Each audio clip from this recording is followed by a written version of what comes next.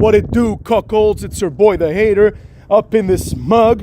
And it's time for today's video. There might be another video today, maybe the SmackDown review that's coming either tonight or tomorrow, depending on what the hater does tonight, because it's Hater Mania. So one of the videos is going to come out earlier in the day, like this one, right? This video is a review of WWE 2K25. I said 24 almost. I caught myself, cucks. So the game came out technically today, so the hater started playing it at midnight last night during his live stream. I want to take a quick moment to thank everyone that joined in the live stream, especially thanking those that gave the hater donations, you know what I'm saying? Now imagine like a little gif of Devon being like, donations, you know? So I really appreciate that. You helped the hater pay for the game, you know what I'm saying? So with all that being said, we can now continue with our review. I want to do one quick disclaimer just very fast. This is a sports game, you know, for all intents and purposes. So I know that a lot of people think that these games are basically roster updates. And I understand that. I'm sympathetic to that, you know. So with that in mind, let's keep that in mind as we continue on, right? So the first question is, was there anything new and worthwhile in this game? Well, there were a couple of new matches, right? I mean, I'm not 100% sure. I don't remember if in the last game we had like the underground match. I don't think we did. So, you know, we're going to just keep that in mind. And we're going to say that that match is new, right? I played one last night. It's basically a regular match. You win by knockout. Basically, you have to hit like 2 finishers, I think, or destroy the guy and then hit 1 finisher. And there's no ropes.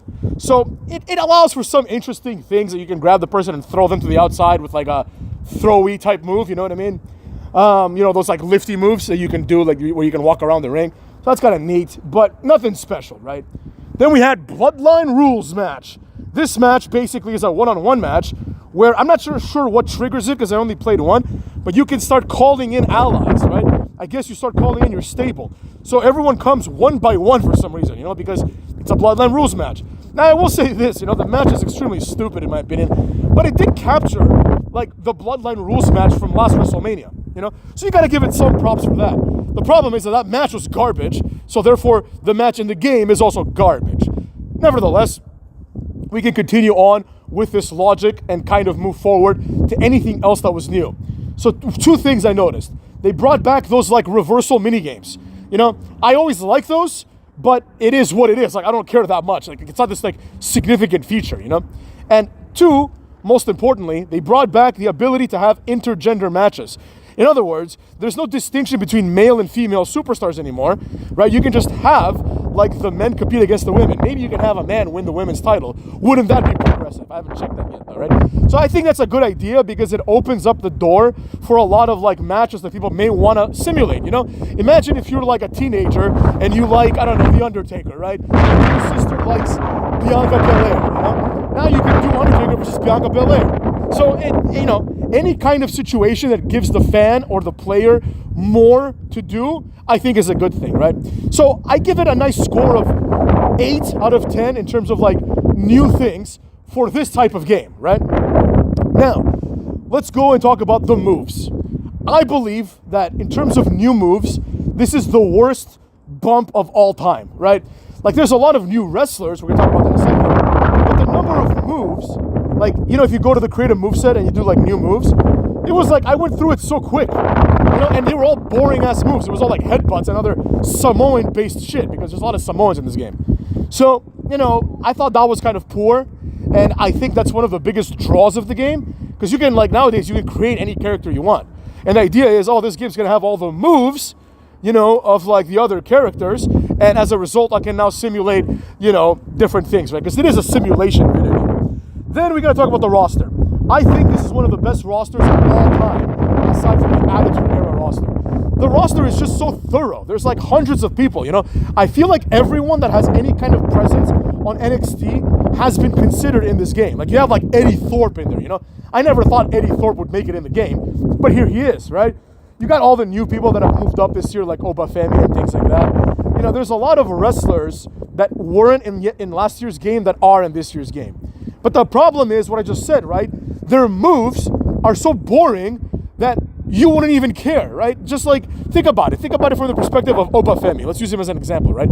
His finishing move is a powerbomb. You know, this is a move that was like in SmackDown, like in WWF SmackDown, the first one. You know, this is not like an interesting move. Obafemi is not an interesting guy. I looked at Tony D'Angelo's moveset right before I went to bed, and it's like his finishing move is just a spine buster. And it got me thinking to myself, man, this is unacceptable, you know? Like, it's like now people's finishers are basically like regular moves that other wrestlers would do for free. You know, a spine buster by Tony D'Angelo, it's like Triple H would do the spine buster literally in every match. For Batista, it was like one of his signature moves, and you know, he used it as a finisher against like the bigger guys, right?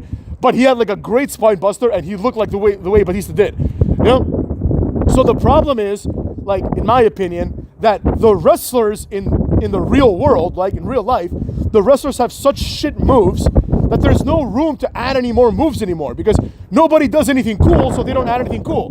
Like, I saw one of the DLC moves was a Wyatt, it was called Top Rope Splash Wyatt 6 or something, right? And it's basically the splash that Dexter Lumis did to end one of the matches that they had on Raw, right? And the splash is just a bad splash. It's just Dexter Lumis flailing through the air because he has no coordination, you know what I mean? So that's kind of like how that went down, right? It's like now we're animating like botches into the game because people are so bad, you know? It's just a top rope splash, and it just looks like shit because Dexter Lumis doesn't know how to do it well, you know?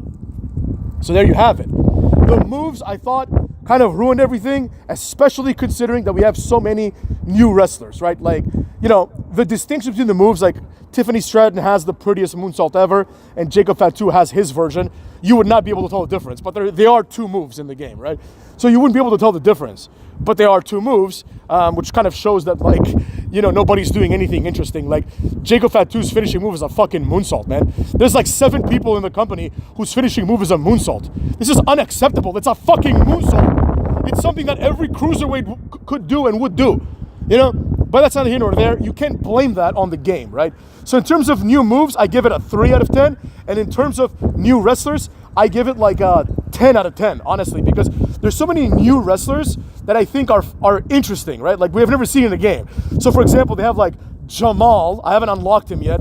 Jamal and Rosie. So, you know, also known as Rosie and Umaga, right? They also have Umaga, you know, as a version of Jamal. Not as a version, as its own character slot, right? They got a lot of characters in this. And the showcase mode has given people the opportunity to play as, like, you know, boring ass things like Carmella 2017. Who gives a shit, you know? But the point is, we have this kind of situation in front of us where we have a lot of wrestlers that I believe we never got a chance to play as. Like, for example, I'm looking forward to playing as 3-minute warning. You know what I mean? Like, in a tag match. I've always wanted to do that, but like, they were such jobbers that they never made it into a WWE game, then they were released. And then Jamal was repackaged as Umaga, and I don't think Rosie was ever in a video game. So it's pretty cool to see him in a video game, rest in peace, both of them, you know? So that's kind of like the thing that I enjoyed. There's a lot of different wrestlers there, and a lot of different versions of those wrestlers. For some people, that doesn't matter. Like, nobody cares about which version of Uncle Howdy you're playing as. But, you know, it does show that they put care and thought into the game, you know? Yeah, that's pretty much what I have to say about the roster. You know, it's pretty much, for me, it's anchored with the fact of two things, right? You have Jamal and Rosie, which I think is a great idea. And then I can't think of anybody that is missing, right? I can't think of anybody that, like, wouldn't be good enough, you know, in terms of NXT. Like, for example, like Charlie Dempsey. Like, do you expect Charlie Dempsey to be in this video game? I didn't, you know? He's in it. He's the motherfucker's in the game, you know? Like, I don't think Tavion Heights and the other guy are, but, like, you understand what I'm saying. Like, not all of them can be there. Like, I don't think Bronco Nima's in the game, but, like, everyone that's just a little bit above Bronco Nima and, like, Miles Bourne, like, everyone that's above them is in the game. So I think that's what people want generally, right? Then in the DLC, we also have Abyss, you know, which I think is fucking awesome, you know? Just a straight up TNA wrestler in the DLC. I think it's a great idea. I can't wait for that. I can't wait to see the Black Hole Slam in a WWE game, you know? So I'm very excited for that. Abyss is one of my personal big men favorites. So there you have it. Now, the gameplay is completely identical to last year's. So in my opinion, it gets a 6 out of 10, right? It's more simulation-y than it is video gamey, right? I've made this point before, you know, if you play like Call of Duty or something, right? And I made this point on the stream, you know, and you know, you want to play as a sniper because you want to play as a cool thing, right? So you get your ass on a roof and then you aim and you see some guy. Now, the movement speed of the characters in Call of Duty is like insane. You can zip through the map. So it's not realistic already, you know what I mean? Like, in sniping in Call of Duty is basically impossible. Nobody can move in the real world as fast as the characters move in Call of Duty. You can like zigzag left and right, like everything's a sprint basically, you know? It doesn't really translate to reality because the game cannot be as slow as real war because it has to be fun too. But for some reason, when you snipe, it's like hold down the R3 button to hold your breath. What the fuck? I don't want to play a game where I'm holding my breath. How about you do that shit for me, motherfucks? How about you just don't make the sniper reticule move around at all? You know, how about you just normalize it so that I can snipe the way that I want to snipe and then balance the difficulty with the fact that people move faster, right? So in order to snipe in a game like that, it's like they make it too realistic to the point where it's not fun. To this day, I don't understand why video games force you to run out of bullets. You know, I thought I was playing a video game. You know, I want to have bullets forever. I don't want everyone else to have bullets forever. You know, I don't want to kill somebody in Call of Duty because he ran out of bullets. Bullets forever, cucks. And my friend's like, oh, but they have like the scavenger perk, and it's like, what? You don't need a scavenger perk. Just give me bullets forever. And it's the same thing here in WWE, you know? Like, I understand wrestling is like a simulation-based, performance, so people will want that, right? They will want like the setups and everything, right? But in my opinion, I would prefer a bit more over-the-topness and a little bit less like, like attempts to make things real. For example, it doesn't make sense to me that there's still a stamina bar.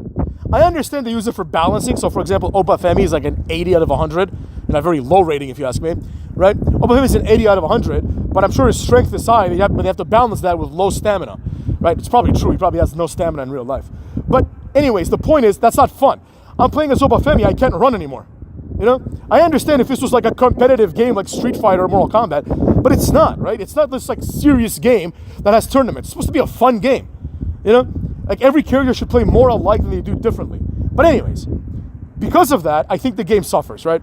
I want to have things like chair shots, hammer shots, like from Here Comes the Pain. I want to climb up a helicopter's ladder and drop someone onto like an exploding car, These are things that make the game more entertaining, But WWE is too simulation-y, Like, I only played the AEW video game a little bit, but I thought it was fun. The problem I had was that, like, there's no one to pick. There's like 16 characters or whatever. They're all boring. Like, I don't want to play as, like Isaiah Cassidy. You know what I mean? Like, I want to play as legends and cool wrestlers. And AEW doesn't have any cool wrestlers. Otherwise, the game would be pretty good because it was more arcadey. So, but I do understand that's a personal preference. In my opinion, it impacts the flow of the game. And one thing that WWE games have done that I think is a big, big, big mistake is that, when you knock somebody down, like when you're playing, against the computer and you knock somebody down, the computer has this propensity of just getting up every time. Like immediately, right? I understand at the beginning of the match, but they're always getting up. So like, if you have a top rope finisher, you pretty much have to have the guy like beaten and laid out. Then you can go do your finisher to put the icing on the cake. You know what I mean? You need it doesn't make any sense. I should be able to knock the guy down and run up and do the finisher like in the olden days, where you could just run up the turnbuckle and it takes like 1 second. Now it's like they climb the turnbuckle like it's real. But whatever, those are small gripes, right? The graphics, I thought the graphics were excellent. I played it on my new QLED 4K TV, which is enormous. So I really enjoyed the graphics. But there is a clear distinction between who is and who is not animated well. So for example, Kane, you could see like the pores in his face, right? You can see the pores in this motherfucker's face. The Undertaker just looked like a video game character, So there is some disparity, but we have to iron out those kinks later, Anyways, the game, I thought, for what it is pretty decent, I'm going to give it the haters 6 out of 10, in the sense that I'm going to keep playing it, right? It's going to be the wrestling game for the next year. And there's also so many things that I've yet to explore. But the hater knows he's not going to like these things already, right? So, for example, the island, I don't see myself liking that. It's like a game mode where I don't even know what you do. You just walk around an island, I guess, like an asshole. But then we have the showcase, which I think is like a horrible idea from the beginning. The showcase matches are basically just a bunch of cutscenes, like squeezed together. Like the game will tell you, like, now kick the guy 3 times. And you kick the guy 3 times. Then it's like, now do a running weak strike to clothesline him. And then you go and you do it, and then it just cuts to like video footage of that move happening, right? And it's like, I want to play the fucking game, you know? This is just like the showcase mode. It's just a series of prompts, you know? It's like, do this so you can see this cutscene. Do that so you can see this cutscene. It's like, you might as well just show me the cutscenes, you know? Nobody could possibly enjoy doing the match and like seeing it. I mean, I guess if you just enjoy seeing it play out, but like, you know, the matches in the showcase mode historically for the hater fall into one of two categories. Shit I've already seen, like on TV, because I've watched for a long time, or shit that I don't want to see, right? So the first part, like just to check it out yesterday, I went to the showcase, and the first showcase is Yokozuna. I don't give a fuck. You know what I mean? I don't give a shit what Yokozuna's career was like. That was before I watched. I'm not interested in him. He sounds boring, you know? And he probably sounds like he wrestled boring. So I'm not going to enjoy that, right? Then eventually, like, I think the showcase, the theme is like Samoans and shit, right? So like, you know, as we move up, we're going to see some Samoans that are more entertaining than others. And, you know, those are going to fall into the category of things I've already seen. That's basically it.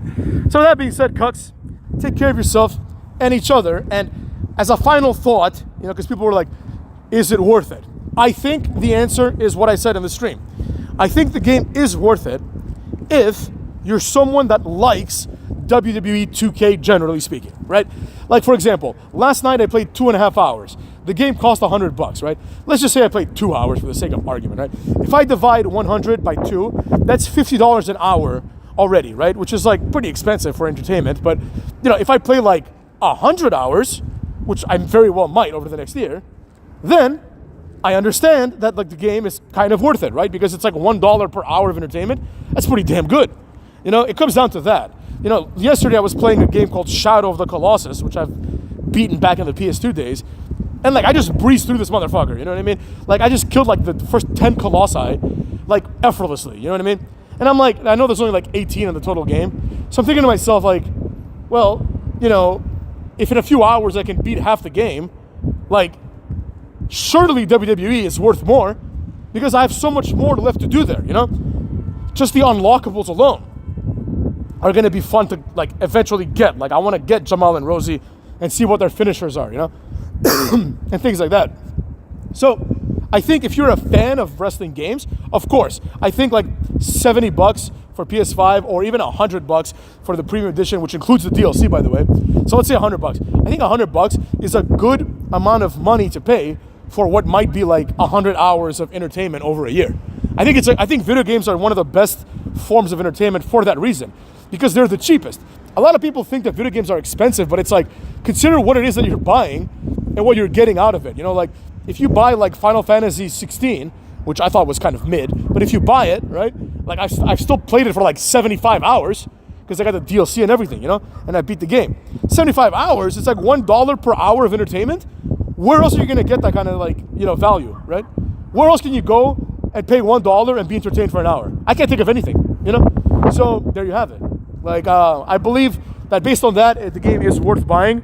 But if you're expecting like something new or something crazy and you're not enticed by the things that I just mentioned, you know, including like the Bloodline rules match and things like that, like then you could just play the last year's game and have just as much fun, I think, you know? The number of moves, the new moves just doesn't justify it. The number of wrestlers does, but you can always download those motherfuckers. And I think it's basically like an update, you know what I mean? Like, it's like, now, for example, if you play online, I'm sure everyone that played the last one online is going to move to this one online, right? Just like Call of Duty, same general concept. So that being said, I hope everyone enjoyed this review, and I hope that everyone got something out of it. Cuckwads! Now take care of yourselves and your mothers.